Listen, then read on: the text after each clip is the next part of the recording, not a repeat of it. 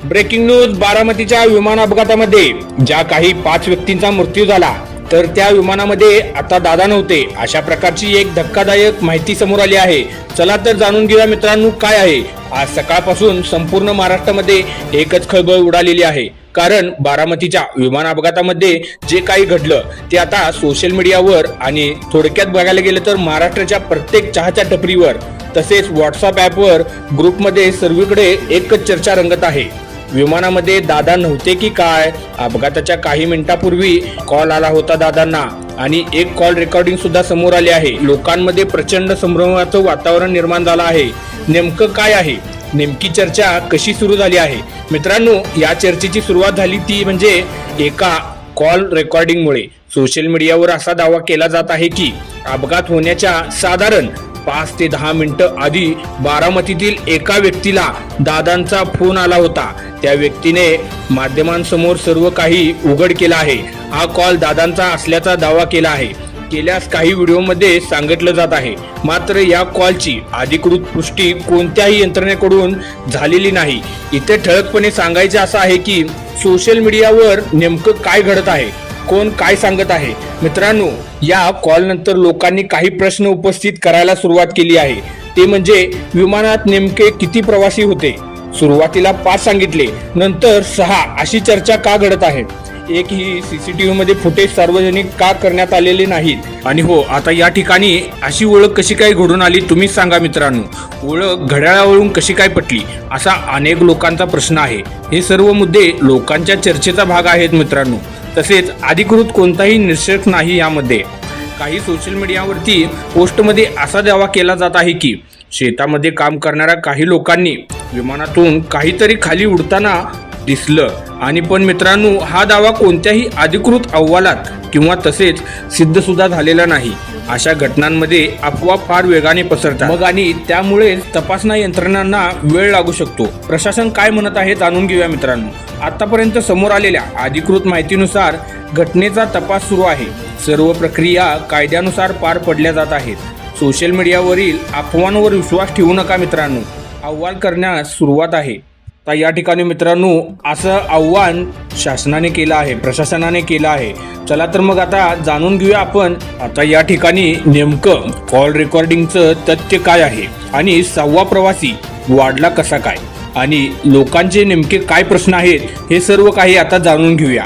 एकंदरीत ह्या भागामध्ये आता सांगायचं झालं तर बारामतीमध्ये विमान अपघातानंतर सोशल मीडियावरती अशा पद्धतीने चर्चा पुरे झाल्या आहेत। आता या ठिकाणी लोकांच्या मनामधील शंका निर्माण करणारे मुद्दे कोणते आहेत हे एक एक करून समजून घेऊया मित्रांनो, सध्या सगळ्यात आता चर्चेत असलेला भाग म्हणजे अपघाताच्या काही मिनिटांपूर्वी झालेल्या एका फोन कॉलची चर्चा। सोशल मीडियावर असा दावा केला जात आहे की हा कॉल करताना आवाज घाबरलेला होता आणि काळजी करू नका, मी सर्व मार्ग काढीन, असं काही बोललेलं सांगत आहेत सोशल मीडियावर। पण इथे एक महत्त्वाची गोष्ट लक्षात घेणं गरजेचं आहे, ती म्हणजे कॉल रेकॉर्डिंग अधिकृत कोणत्याही यंत्रणेने स्थापित केलेली कॉल रेकॉर्डिंग नाही। फॉरेन्सिक तपासणी झाल्यामध्ये माहिती समोर आलेली नाही, म्हणजेच ही गोष्ट सध्या फक्त दावा आणि चर्चा या पातळीवर स्थिरावलेली आहे। तसेच दुसरा मुद्दा म्हणजे 6वा प्रवासी ही चर्चा नेमकी काय आहे मित्रांनो, काही पोस्टमध्ये आणि व्हिडिओमध्ये असं म्हटलं जात आहे की विमानामध्ये 5 नव्हे तर 6 व्यक्ती होत्या आणि इथेच लोकांच्या मनामध्ये अधिक संशय वाढत आहे। ते म्हणजे काय? जर 6 व्यक्ती होत्या तर मृतदेह 5च कसे काय? 6वा नेमका कोण होता? आकड्यांमध्ये बदल कसे काय झाले? मात्र तपासणा यंत्रणाच्या म्हणण्यानुसार ही आकड्याची तफावत यांत्रिकी किंवा प्राथमिक माहितीतल्या गोंधळामुळे होऊ शकते असे सांगितले जात आहे। तसेच तिसरा मुद्दा म्हणजे प्रत्यक्षदर्शीनी जबाब। याचं काय आहे मित्रांनो, काही लोकांचा असा दावा सोशल मीडियावर व्हायरल होत आहे की शेतामध्ये काम करताना त्यांनी विमान हवेत असताना काहीतरी वेगळं असं त्यांना जाणवलं, त्यांनी पाहिलं। पण काय लक्षात ठेवा इथं मित्रांनो, अपघातानंतर अशा घटना मानवी मेंदूच्या भीती आणि धक्क्यामुळे वेगवेगळ्या पद्धतीने आटवल्या जाऊ शकतात आणि म्हणूनच फक्त जबाबावर निषेध काढणं हे बरोबर नाही आणि हे काढले जाऊ शकत नाही. हे तपासणं मूलभूत तत्व आहे. तसेच चौथा मुद्दा म्हणजे काय, CCTV अजून अधिकृत कशी काय केलेली नाही. मित्रांनो, CCTV फुटेज दाखवलं नाही अशी चर्चा अनेक ठिकाणी दिसून येत आहे. प्रत्येकी तपासले जात आहेत पुरावे. सर्व पुरावे तात्काळ सार्वजनिक केले जात नाहीत, विशेषतः जेव्हा चौकशी सुरू असते. याचा अर्थ काहीतरी लपवलं जात आहे असं नसतो मित्रांनो. जेव्हा चौकशी सुरू असते तेव्हा सर्व काही उघड केलं जात नाही. तसेच लोकांमध्ये चर्चा अनेक इथं वाढत आहेत. आता यामध्ये काय आहे सांगतो मित्रांनो. याचं एक मोठं कारण म्हणजे घटना अचानक घडली, व्यक्ती मोठी आणि प्रभावी होती, सोशल मीडियावर अपुरी माहिती आहे आणि व्हायरल कंटेंटमुळे हे सर्व काही अफवा आहे. या सगळ्यांमध्ये अफवा तथ्यापेक्षा वेगाने वाढत आहे. आणि हो, तसेच मित्रांनो, या व्हिडिओमध्ये सर्व मुद्दे हे लोकांमधील सुरू असलेल्या चर्चा आणि दाव्यावर आधारित आहे.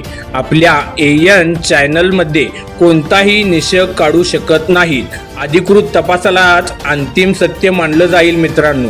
त्यामुळे आता या पुढे आपण काय पाहणार आहोत ते सांगतो.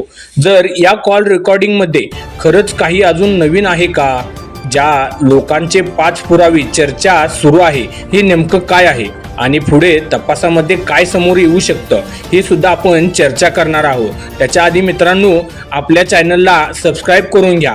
चला तर मग आता सांगतो 5 स्थगित पुरावे काय आहेत. सत्य का असत्य ही रेषा कोण लोकांनी लक्षात ठेवायची हे सर्व काही आता जाणून घेऊया मित्रांनो.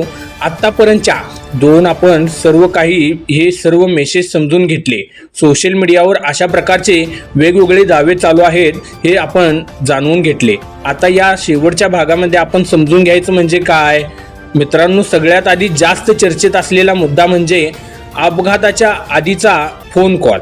आवाज दबक्या स्वरात असल्याचा दावा, घाबरलेले शब्द असल्याचे सांगितले जात आहेत. मी मार्ग काढतो असा उल्लेख सुद्धा काढला जात आहे. पण हे सत्य आहे की रेकॉर्डिंग असत्य, अधिकृत तपासामध्ये सादर केलेले नाहीत, असं सर्व काही जाणून घ्यायचं आहे. आता या ठिकाणी मित्रांनो 5 आणि 6 या आकड्यामधील तफावत लोकांच्या संशयाचं मोठं कारण ठरली आहे.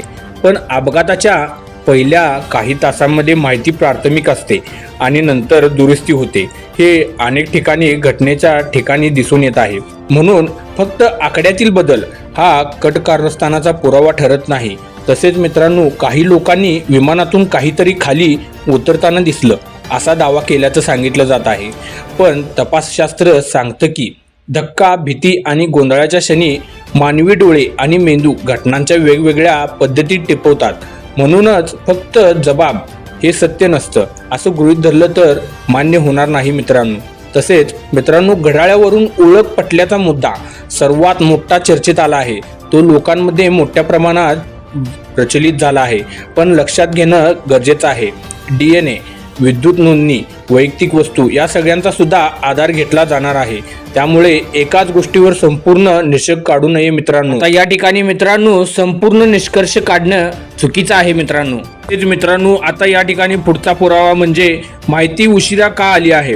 लोक विचारत आहे CCTV लगेच का दाखवली नाही, सर्वीकडे व्हायरल का केली नाही, काही गोष्टी सांगायला वेळ का लागतो. पण तपासणा प्रक्रियेमध्ये सगळं काही ताबडतोब जारी करणं चुकीचं असतं. म्हणजे नेमकं शक्य योग्य ते असणं गरजेचं असतं. तपासणा पूर्ण होईपर्यंत माहिती मर्यादात ठेवली जाते. हे सर्व वास्तव्य आहे.